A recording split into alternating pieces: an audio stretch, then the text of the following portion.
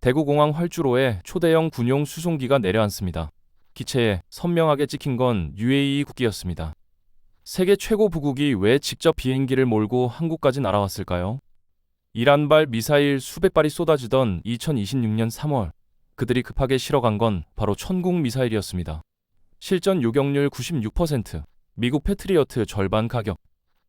중동 부호들이 줄 서서 기다리는 K 방산의 비밀, 함께 알아보도록 하겠습니다. 2026년 2월 28일, 중동의 밤하늘이 불타올랐습니다. 미국과 이스라엘이 이란을 기습 공습하자 이란은 즉각 보복에 나섰습니다. 탄도미사일과 드론이 UAE, 사우디, 카타르, 쿠웨이트를 향해 동시에 날아들었습니다. 미국 편이라는 이유만으로 하루아침에 전쟁터가 된 겁니다. UAE가 받은 공격 규모는 상상을 초월했습니다. 탄도미사일 165발, 순항미사일 2발, 드론 541대. 서울 하늘에 매일 수십 발씩 폭탄이 쏟아진다고 생각해보세요. 두바이 국제공항 제3터미널이 타격받아 대피령이 내려졌고 고급 주거단지에도 파편이 떨어져 사망자가 발생했습니다. UAE는 미국제 패트리어트 미사일을 갖고 있었습니다. 문제는 가격이었죠. 패트리어트 한 발에 약 53억 원. 이란이 하루에 수십 발씩 쏘는데 한 발에 53억 원짜리로 언제까지 버틸 수 있을까요? 바로 그때 UAE가 주목한 게 있었습니다. 2022년에 계약해 이미 2개 포대가 배치된 한국산 천궁2였습니다. 3월 5일 천궁2가 60여 발을 발사해 96% 명중률을 기록했다는 소식이 전해졌습니다. 10발 쏘면 9발 이상 맞춘 겁니다. 실전에서요, 가격은 패트리어트의 절반도 안 되는데 성능은 오히려 앞섰습니다. UAE 즉시 한국 정부에 연락했습니다. 추가 물량 급하게 보내줄 수 있냐? 3월 8일 UAE 공군 C-17 수송기가 직접 한국까지 날아와 천궁 유도탄을 실어갔습니다. 세계 최고 부국이 지구 반 바퀴를 날아와 미사일을 직접 픽업해 간 겁니다. 배송 기다릴 여유조차 없었던 거죠. 그런데 왜 하필 한국산이었을까요? 미국제도 있고 이스라엘제도 있는데요. 그 비밀은 천궁2의 독특한 탄생 과정에 있습니다. 천궁2의 뿌리를 알려면 1990년대로 거슬러 올라가야 합니다.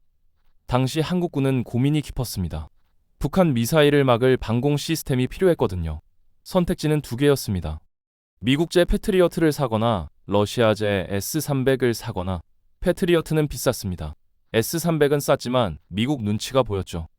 그래서 한국은 제3의 길을 택합니다. 기술을 사서 직접 만들자. 1998년 한국은 러시아 알마즈 안테이 설계국과 손을 잡았습니다. 개발비를 내는 조건으로 S-300, S-400에 쓰이는 미사일 기술을 이전받은 겁니다. 러시아는 소련 붕괴 후 돈이 급했고 한국은 기술이 급했습니다. 서로 윈윈이었죠.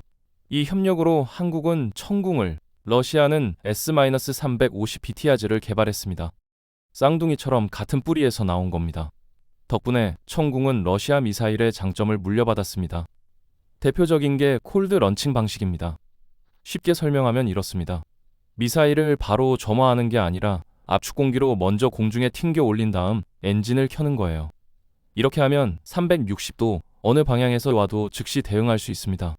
패트리어트는 발사대 방향을 먼저 적한테 맞춰야 해서 몇 초가 더 걸리거든요. 전쟁에서 그 몇 초가 생사를 가릅니다.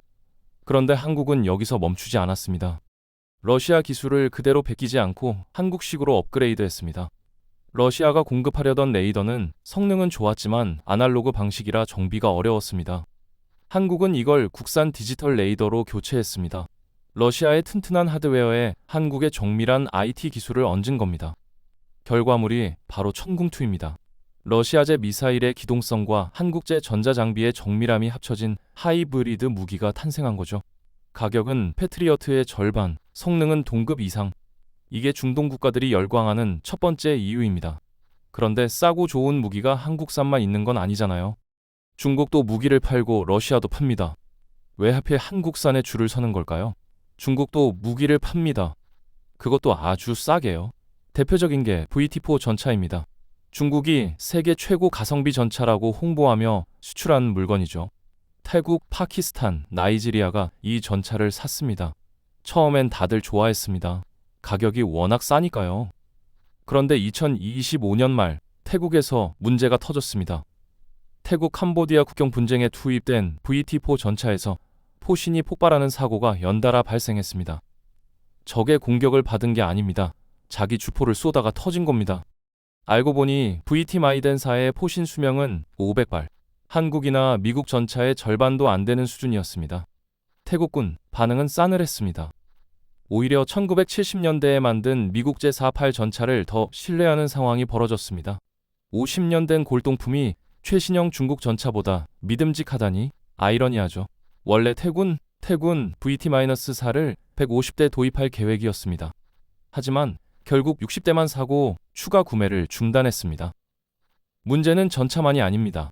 중국제 무기는 팔고 나면 끝입니다. 부품 공급도 느리고 기술 지원도 부실해요. 처음 몇 년은 잘 돌아가다가 정비할 때가 되면 부품을 구할 수가 없습니다. 결국 창고에 처박아두는 애물단지가 되는 거죠. 러시아제도 비슷한 문제가 있습니다. 우크라이나 전쟁 이후 러시아 방산업체들은 자국 물량되느라 정신이 없어요. 수출 고객한테 신경 쓸 여력이 없습니다. 게다가 서방 제재 때문에 러시아제 무기를 사면 미국 눈밖에 날 위험도 있고요. 그럼 이스라엘제는 어떨까요? 성능은 확실합니다. 아이언도우 다 명품이에요. 하지만 중동 아랍 국가 입장에서는 껄끄럽습니다. 같은 아랍권 눈치도 봐야 하고 이스라엘제 무기를 대놓고 샀다가 이란의 타깃이 될 수도 있거든요. 정치적 리스크가 너무 큽니다. 결국 속어법으로 남는 게 한국산입니다. 가격은 미국제의 절반, 품질은 실전에서 검증됨, 정치적 부담은 제로. 중동 국가들 입장에서 이보다 좋은 선택지가 없는 겁니다. 천궁2의 실전 성공 소식이 퍼지자 중동에서 연락이 쏟아지고 있습니다. UAE는 2022년에 이미 약 4조 1천원 규모로 10개 포대를 계약했습니다. 사우디아라비아는 2023년에 4조 3천억 원, 이라크는 2024년에 3조 7천억 원 규모로 계약을 체결했습니다. 세 나라 합쳐서 12조 원이 넘는 수주입니다. 단일 무기 체계로는 한국 방산 역사상 최대 규모죠. 특히 이번 실전에서 천궁2는 미국 패트리어트, 이스라엘 에로우와 함께 다층 방공망을 구성해 90% 이상의 종합 요격률을 달성했습니다. 세계 최고 수준의 방공 시스템들과 어깨를 나란히 한 겁니다. 방산 시장에서 실전 검증은 어떤 광고보다 강력합니다. 카탈로그에 아무리 좋은 숫자를 써놔도 실제로 전쟁에서 써보지 않으면 정말 되긴 하는 거야 하는 의심을 받거든요. 패트리어트가 걸프전에서 아이언돔이 하마스 로켓 앞에서 이름을 알린 것처럼 천궁2도 이제 실전파라는 타이틀을 얻었습니다. 물론 과제도 있습니다. 현재 천궁2 생산 라인은 풀가동 중입니다. 한국군 물량, UAE 물량, 사우디 물량, 이라크 물량을 동시에 맞춰야 하거든요. 수요는 넘치는데 공급이 따라가지 못하는 행복한 비명이 터지고 있습니다. 다음 세대 준비도 필요합니다. 현재 국방과학연구소는 2034년까지 음속의 6배로 날아가는 극초음속 미사일 개발을 추진 중입니다. 천궁2가 중거리 방어의 표준으로 자리 잡았다면 다음 세대 무기로도 시장을 선점해야 K방산의 성장이 계속될 수 있습니다. K방산의 성공은 운이 아닙니다. 1990년대에 러시아 기술을 도입하고 2000년대에 국산화를 완성하고 2010년대에 첫 수출을 따내고 2020년대에 중동 시장을 석권한 30년 장기 프로젝트의 결과입니다. 2026년 3월 대구공항에 내려앉은 UAE 수송기. 그 안에 실린 천궁 미사일은 단순한 무기가 아니었습니다. 한국 방산 기술력의 증명서이자 다음 10년을 여는 신호탄이었습니다. 오늘 영상이 유익하고 재밌으셨다면 구독과 좋아요 부탁드리겠습니다. 영상 제작에 큰 힘이 됩니다.